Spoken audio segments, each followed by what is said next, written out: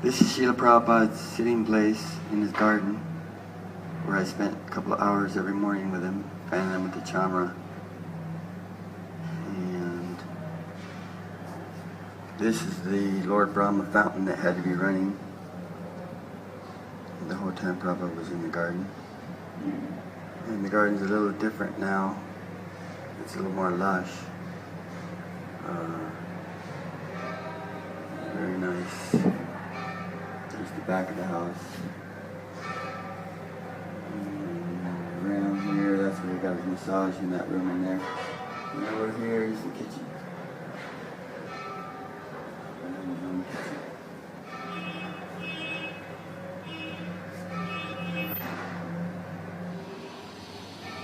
This is Srila Prabhupada's garden in Sri Vrindavane Dham, in the back of his house. Every morning he would come down here and chant for about 2 hours on his beads. He had small beads, medium beads, and large beads, and he'd pick which ones he wanted to chant with. So we'd put fresh cloth on his seat every day. Then I would light, before he came down, I would light incense and turn on his Lord Brahma fountain. He always wanted to have this fountain running. And so I put incense on each side in the ground so the smoke would be coming up around Srila Prabhupada. One day I lit this really strong incense, and Prabhupada said, "Take it away, it's too strong." So I brought back the kind that he liked, Keshar Chandan, which is saffron sandalwood incense. One day I was fanning Srila Prabhupada, as I did every morning, the whole time he was in here with the chamra, and a fly landed above his lip, and so he had his eyes closed chanting japa. So I was like moving my finger without touching him as close as I could get to try to get the fly away from Srila Prabhupada. But it just kept going back, trying to get the nectar of the lotus lips of the pure devotee. And so finally Prabhupada opened his eyes and he said, "You're fanning around the world, but you can't get the fly off my face. Give me that chamra." So he took the chamra and then he brushed it right across his face. And he said, "Do like this." He gave me the chamra back. A little bit later that fly came back, or another fly, landed on above Prabhupada's lip. And so I brushed it right on his face, and Prabhupada nodded his head. So I was puffed up thinking I got this service of fanning Prabhupada because I was like the best fanner in the whole world. I used to be a pujari also for Gorni Thai. And so I was doing all the fancy motions, and I was thinking, I'm the best chamra fanner, that's why I get to fan Srila Prabhupada. And so he humbled me there by saying I'm fanning around the world, but I can't get the fly off his face. So devotional service is practical, it's not for show. Another time, there was a little bush in the corner of the garden, and it had some little white flowers on it, like 4 flowers. So I put the flowers on his pillow, and Prabhupada held those in his left hand, his japa beads in his right hand, and his flowers in his left hand. And every day he was smelling the flowers. Not every day, all morning long. And so the next day, I picked all the flowers that day. So the next day, Prabhupada, when he sat down here, he put his hand out towards me. And he didn't say anything, but he held his hand towards me. So I knew he wanted those flowers. But I thought that little bush wouldn't have any more flowers because I picked them all the day before. But he didn't move his hand, so I thought I better go and check. So I ran over there. And that same bush isn't here these days. But the next day there was eight flowers on that little bush. So I picked the flowers and gave them to him. And all morning he kept smelling those flowers. And he said, simply by smelling this flower, it regulates your life airs. So Prabhupada did everything he did with a purpose. Then we fasted for Nirjala Ekadasi. Upendra was one of the other servants. He did the massages and some cooking and other things around the house. And so we fasted for Nirjala Ekadasi. I was 23. And by 10 o'clock at night, without water or food, we got so weak we could barely stand up. And Prabhupada had been fasting for about a whole month. This is in the middle of June. And so they'd still make a plate for him and bring it to him and try to get him to eat. And he'd say, distribute the plate to the devotees. So getting frustrated that how could we... So Upendra asked Srila Prabhupada, Srila Prabhupada, we're young boys and we can barely fast for one day. Here you've been fasting for a month. How do you do it? And Srila Prabhupada said, I am living proof that the soul is not dependent on the body for subsistence, but rather the body is dependent on the soul. So I'm standing here with the Chamra and like, wow, you know, it's just amazing how Srila Prabhupada transcended the body. Another time, Sri Damodar Maharaj came.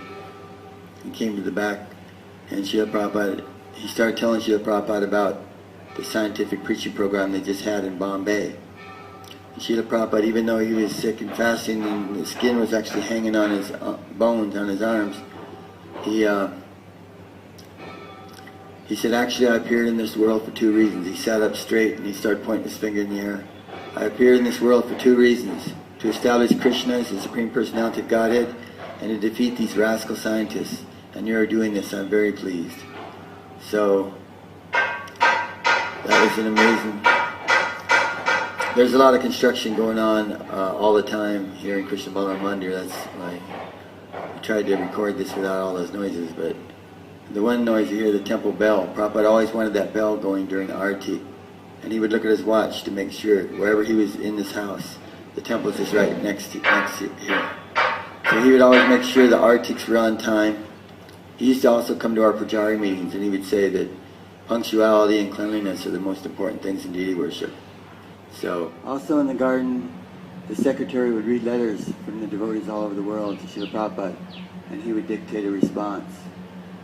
So, since Prabhupada said on May 17, 1977, that he'd come here to Vrindavan specifically to leave his body, devotees started to question, well, if Prabhupada's leaving his body, who's going to be the guru after Srila Prabhupada? Is he going to appoint gurus?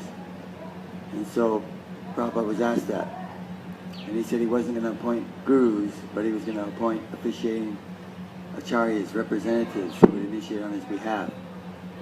So he was asked about that in May, a few days after he arrived, because on May 17th there's an arrival address where he announces that he's coming here to leave his body. A few days later, the secretary was asking Prabhupada, you know, if he's going to appoint gurus, and he mentioned that he was going to appoint officiating acharyas. So, on July 7th, Srila Prabhupada in this garden, tomorrow again read a letter from the temple president recommending some devotees for initiation. And so on July 7th, Srila Prabhupada named the first group of representatives. And then so the secretary, then he typed up a letter after Prabhupada dictated the names, and he typed up a letter and he brought it to Srila Prabhupada a couple days later on July 9th, 1977, and read the letter to Prabhupada, a newsletter to all temples and GBCs. And that letter is available on the internet, and where Prabhupada is described, he's saying that the people that are initiated are still Srila Prabhupada's disciples. So that's how Prabhupada wanted us to go on, is that we'd initiate on his behalf within ISKCON. And then for a qualified guru, we could initiate our own disciples in our own institution. Just like Prabhupada didn't initiate in Gaudiya Math, it's not proper for us to initiate within ISKCON as our own disciples. We're supposed to initiate on behalf of Srila Prabhupada, and everyone is his disciples. That's the way Srila Prabhupada. Then like a couple days after that, tomorrow Krishna Maharaj asked Srila Prabhupada if we should put Vyasasans in the temple room for these representatives. And Srila Prabhupada said, no, that would create enmity among my disciples. Like that. So that's one of the most important things that happened in this garden. Another time I got electrocuted on Srila Prabhupada's roof. And I'm going to tell that story later, but I almost died. I was out of my body for 2 hours. And I was still a brahmachari in the service of Prabhupada. I was just a few feet from Prabhupada when I left my body. And so I'm thinking, it would have been better to leave then. And I'm thinking, well, maybe Krishna saved me just so, because for a long time, devotees didn't understand the guru issue, and how Prabhupada is still the guru. So, and still, it's a problem in ISKCON today. It still needs to be resolved. All glories to Jagat Guru Srila Prabhupada. If we just hear from him, everything will be sublime. Hare Krishna.